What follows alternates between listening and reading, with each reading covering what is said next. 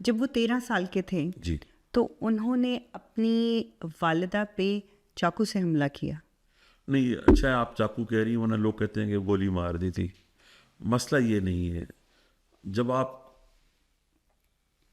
Strong होते हैं अपनी कम्युनिटी में तो आपका किरदार कुशी होती है। हम्म। पॉलिटिकल एशिनेशंस कह लें या कुछ भी कह लें आप, उसकी बहुत सारी कहानियाँ गढ़ी गई हैं। अच्छा। ऐसा कुछ नहीं था, ठीक है। तो मैं समझता हूँ कि मैं उस पर ज़्यादा बात इसलिए नहीं करूँगा कि एक कहानी ही नहीं थी, वो कहानियाँ गढ़ गढ़ के हम्म। उस कैरेक्टर के खिलाफ वो माहौल बनाया गया।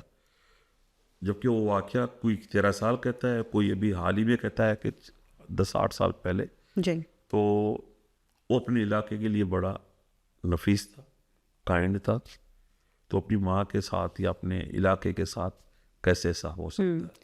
अच्छा, एक और चीज़ जो उन्होंने डेफिनेटली अपने इलाके के लिए, अपने लियारी के लोगों के लिए बहुत काम किया, लेकिन उससे पहले जी आ, एक उनके लिए जो बात बहुत ज़्यादा मशहूर थी वो ये थी कि उनका खौफ था, जी और वो खौफ था भत्ता की वजह से कि पर्ची जाती थी जी।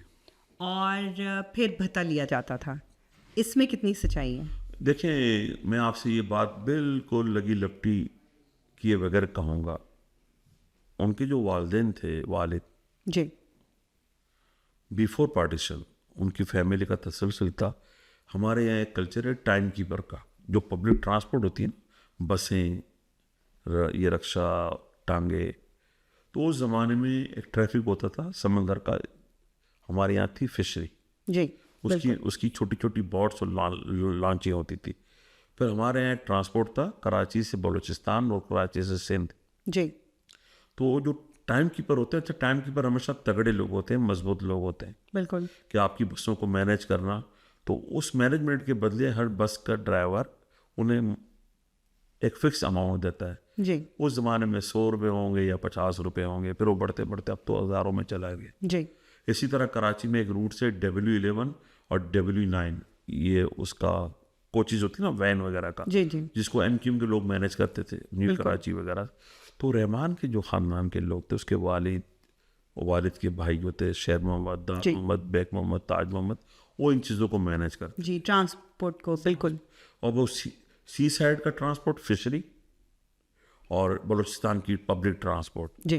तो उनके पास उसको आप भत्ता कह लें या टाइम कीपिंग की उनकी मेहनत का सिला कह लें। जी। अच्छा, वो टाइम कीपर इतना मजबूत होता था कि कोई भी ट्रांसपोर्टर उनकी हुकूमतुल्ली नहीं कर सकता था। सब आप समझने की कोशिश कीजिएगा। जैसे मेरी बसें हैं, आपकी बसें हैं, तो अगर आपका नंबर है तो मैं आपको ओवरपास नहीं कर सकता बिल्कुल। कि आपकी बस निकलेगी सुबह 8 बजे, हमारी बस निकलेगी सुबह 9 बजे। अच्छा, कुछ टाइम टेबल होते हैं ना ऐसे कि 8 बजे का वक्त बड़ा बिजी है इस वक्त बिजी पे, होता है, कि उस बिल्कुल। पर कस्टमर ज़्यादा आएंगे, जी। तो उसका थोड़ा सा पैसा भी ज़्यादा होता है। तो रहमान की फैमिली का ये मामला था, तो नस्ल दर नस्ल वो ट्रांसफ़र हो रहा था। वो ट्रांसफर हो रहा था, बिल्कुल। तो अब जब रहमान इस एज पर आया तो उसने टेक ओवर किया। अब उसको शहर के लोगों ने, अब ये सवाल थोड़ा जवाब लंबा हो जाएगा,